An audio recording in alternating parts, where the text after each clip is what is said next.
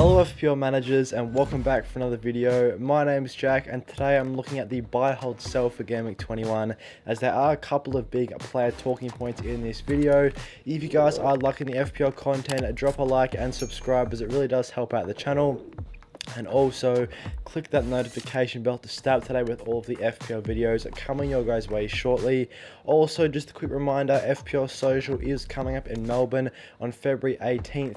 We're going to be there, so for tickets and information, click the link in the description and information is on screen now. So if you guys want to meet us there, then definitely check that out. And with that being said, let's jump into the video. So in today's video, we look over 3 buy, 3 hold and 3 sell options to assist you guys with your transfer planning for the upcoming game week. Starting off with the players I do recommend you guys consider bringing into the squads. The first one here is Bukayo Saka. He's coming in at £8.1 million in the midfield and is of course coming off an assist in double game week 20 for Arsenal. Definitely was unfortunate not to have the other assist as he did have an assist ruled out in this game.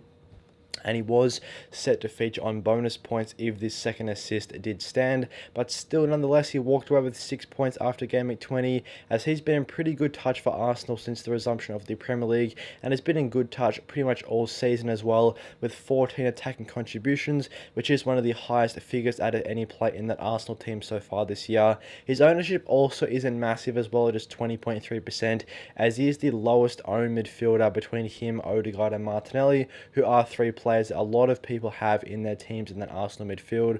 Obviously people are keen on the Arsenal defence as well, whether that's Gabriel, Saliba or even Ben White. But I think Saka could also be a good option to consider at a little bit more expensive, yes, but he does have the goal contributions to back it up, as he does have more goal contributions than both Odegaard and Martinelli. He's produced 6 goals and 8 assists this season. Doesn't feature on bonus points quite as much as Odegaard though, as he does have the highest amount of points amongst Arsenal midfielders. But looking at their fixtures, I still think it could be worthwhile having both of these players, if not an Arsenal triple up in attack, as they've just been so good in front of goal this season, scoring so many chances, especially at home as well. They've scored a lot of goals at that venue, and with Manchester United at home coming up in game week 21, could be a great chance for more goals from this Arsenal attack. Yes, Manchester United have been in pretty good form recently, but I just think Arsenal at home are an unstoppable force right now. So hopefully Arsenal can continue their very good goal scoring this season. Having a look at some Saka underlying numbers as well, his XG of 4.87 is higher than Odegaard and Martinelli, as Odegaard's there, as you can see, is 4.18, but his expected assist is a little bit lower with 2.9, which he definitely has significantly outperformed with 8 assists this season, which is a massive difference between the assist tally and the expected assist tally. And he does have a very good predicted points for double game week 21 as well, the 4.7. Odegaard, as we've touched on, has 1 less attacking return than Saka, but is a little bit cheaper at 6.8 with a slightly higher ownership. He's got 8 goals and 5 assists. His XG isn't as high with 4.18, but his XA is very, very high with 5.11. He's a player that's overperformed his XG quite a lot, whereas Saka's overperformed his XA quite a bit. So I do think Odegaard is definitely a good option to consider as well. At the same price as Martinelli, he looks to be a very nice option, and he does have the highest expected score involvements out of any Arsenal player this season.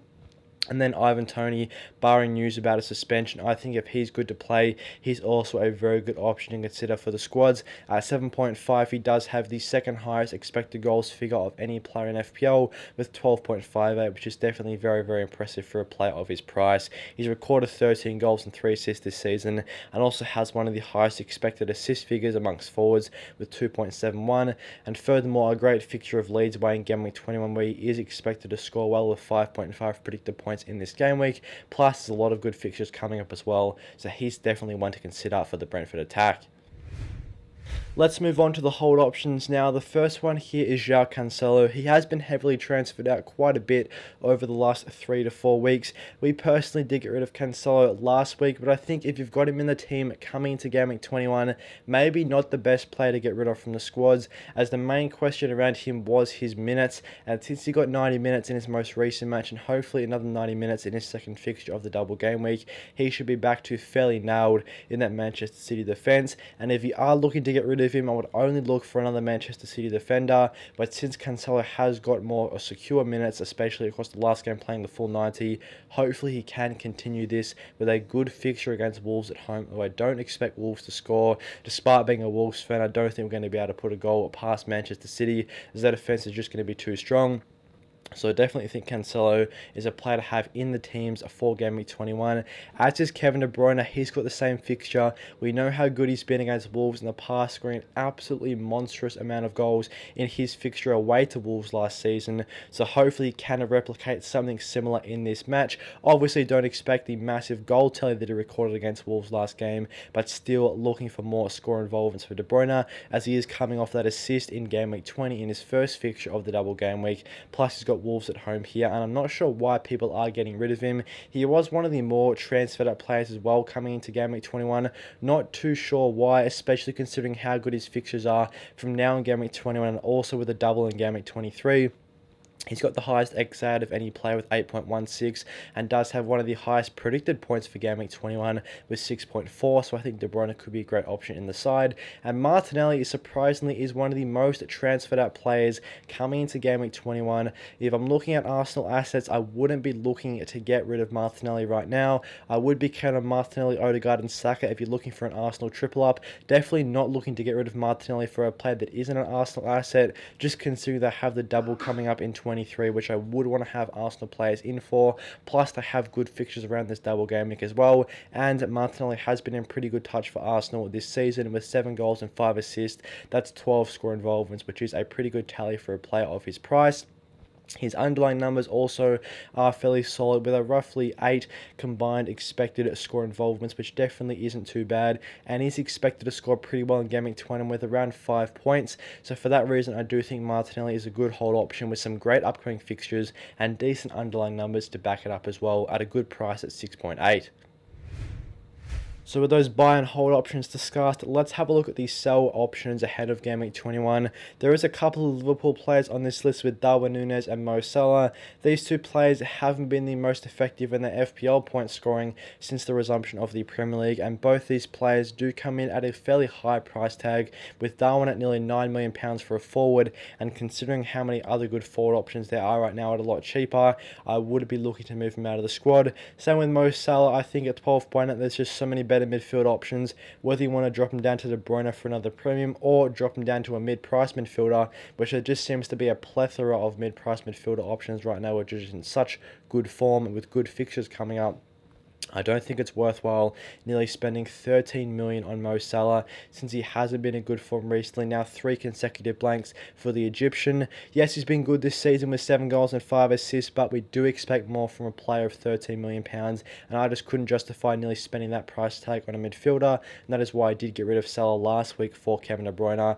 Yes, Salah does have a good predicted points, but he just hasn't been able to live up to his predicted points in the previous 3 game weeks, so I'm not too sure how his FPL numbers are going to look across the near future, especially considering Liverpool's fixture run isn't the greatest, with Chelsea and Wolves as 2 of the next 2 opponents. Also, Newcastle comes up in a few game weeks time, so 3 fairly strong defences that they're going to have to try and verse, which I'm not too sure if Liverpool can put the goals past them. Same with Darwin Núñez. Obviously, he's got those injury concerns as well on top of the difficult fixtures, so it just makes him a little bit less of an enticing option as he was at the start of the season, and also with the resumption of the Premier League, a lot of people look to have him in the teams. But right now, I do think I'd be looking to jump off both Darwin Núñez and Salah. And the third player here is Martial. He's currently a player in our team that we are looking to get rid of as well. He faces Arsenal next. Plus, with Weghorst coming into that Manchester United attack, Martial is definitely going to be rivaled for minutes, and I'm not too sure he's going to be getting as many nailed minutes as he was previously before Weghorst was in the team. And once again, a lot of good forward options at around his price right now, whether you want to increase him up to Tony, even Mitrovic as well. Yes, he's got difficult fixtures, but he's getting so many chances. Even when he's not scoring, he's getting big chances, as we saw this week. Missed another penalty, which was unfortunate, but it just shows he's getting into good positions to score for Fulham, so he could potentially be an option as well. So for me, Martial, probably not worth it right now at 6.6. He did look appealing for the double game week for Manchester United, and he was in our team for that reason, but right now I am looking to get rid of him in the near future, as I just don't think he's going to get nailed minutes, and he doesn't have the best underlying numbers either. Thanks for watching today's buy, hold, sell for Gameweek21. I hope you guys enjoyed the video, and if you did, drop a like and subscribe to show support for the channel, as it really does help us out. And make sure that notification bell's turned on, as there's going to be lots more FPL videos coming your guys' way shortly. And just a quick reminder about FPL Social coming up in Melbourne, February 18 of this year. Tickets and information to that are in the link in the description. And with that being said, I'll see you guys in the next one.